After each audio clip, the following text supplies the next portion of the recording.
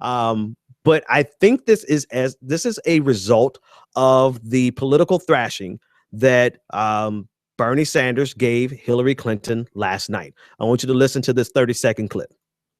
Jake, that's right. The Clinton campaign has been watching these Wisconsin results come in, and the delegate race, of course, is tight there. But the reality is they're running out of patience. So they're going to begin deploying a new strategy. Really? It's going to be called disqualify him, defeat him, and then they can unify the party later. For the last several months, the Clinton campaign has been first ignoring Bernie Sanders, then dismissing him. Now they are going to go headlong into him, I'm told, beginning here in the New York primary in 2 weeks. There you have it. I think this is a result of the 13-point shellacking that Bernie Sanders gave Hillary Clinton last night in Wisconsin. You know, that is a thorough whipping. Everyone said Bernie Sanders needed to beat Hillary Clinton at least by 6 points. Well, hell, he doubled that. And as a result, the word from Hillary Clinton, Team Hillary Clinton, is that they are going full-fledged, all-out war on Bernie Sanders. Like they said, finally, we're going to take the gloves off and attack Bernie Sanders. And I think this morning was just merely the first wave. This was merely the first wave. And they started with using Sandy Hook victims as a political ploy to attack Bernie Sanders. And like the last caller said, like Umar said, you know, where do you go from here? How do you escalate from here? You know, anti-Semitism. I mean, you're going right from using children, and you're saying you're going to escalate and take the gloves off. I'm just throwing that out there. I don't know where else you're going to go from here, because to me, that's the bottom of the barrel. But now they say they're going to take. I'm sorry, guys. I just laughed at myself. I'm sorry. I'm an asshole. But where do you go from here? And they're going to take these gloves off. And so it shows their willingness to be even more divisive than they've already been. They've already called Bernie Sanders a socialist. They've already made him out to be a racist. They've already made him out to be a misogynist. They've already made him out to be a gun nut. They've already made him out to be incoherent. Barney Frank said Barney Frank is just going off the deep end. They've already made him out to be incompetent. You know, what else are they going to add on top of this? What else can they add on top of this? And do they think going even further than the smear campaigns? Granted, they're not artful smears. They're just bottom gutter bucket smears. Do they feel like this is going to create an environment that they can then turn around and say, oh, I'm sorry, I made this Jewish socialist out to be a German nationalist socialist. Sorry, I made him out to be Hitler, but come on over here and let's unify the party. Do they really think they'll be able to get away with something like that? We'll unify the party later. It doesn't work like that. Man, I mean, they're from two different angles. They're lessening our ability for anyone to ever unify ever again. Like, they are really solidifying from two different vantage points, and I'll give you those two in a second. They're solidifying a division.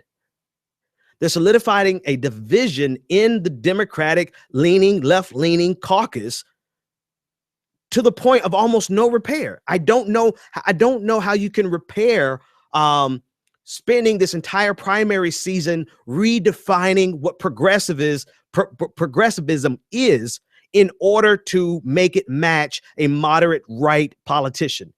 I don't know how you recover from that. I don't know how you spend an entire almost 2 years telling people who have a lifetime of progressiveness that they're crazy. You're not really progressive. Hillary Clinton is, and you're just crazy. I don't know how you recover from that. That's number one. Number two, I don't know how you recover from denigrating anyone who doesn't go along with what you say.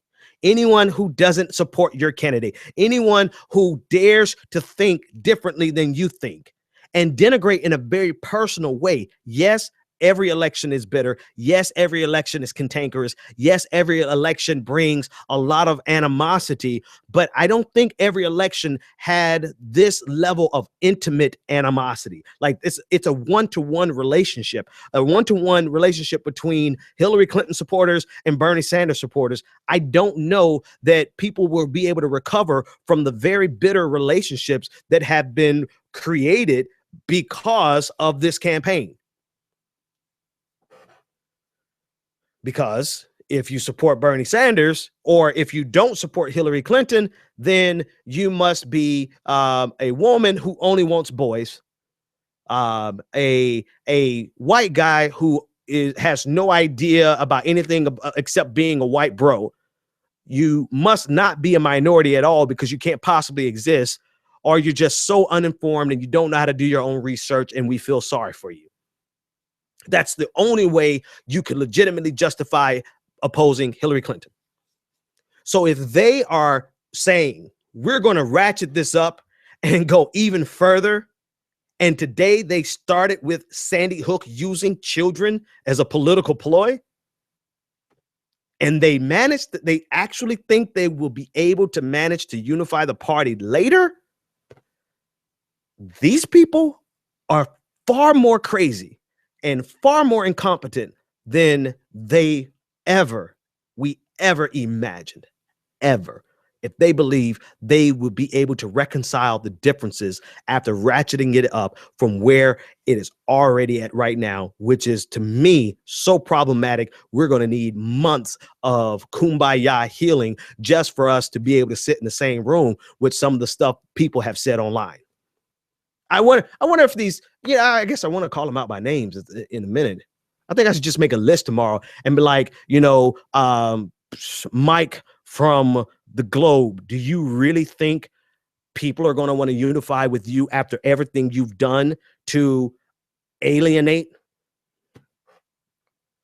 And before people say, well, it really shouldn't be about, do you understand how personal social media has made the 2016 election versus the 2008 election versus the 2012 election? Somebody needs to do a dissertation. I don't know who's studying, but somebody in my audience tonight is studying for a PhD, and you're looking for a doctoral thesis dissertation. Study the effects of this of social media and the connectivity and the relationships that social media has fostered in the 2016 election. And I guarantee you, you will find out that the relationships that have been built are probably stronger in the positive end, and the negative relationships are equally as strong because of social media.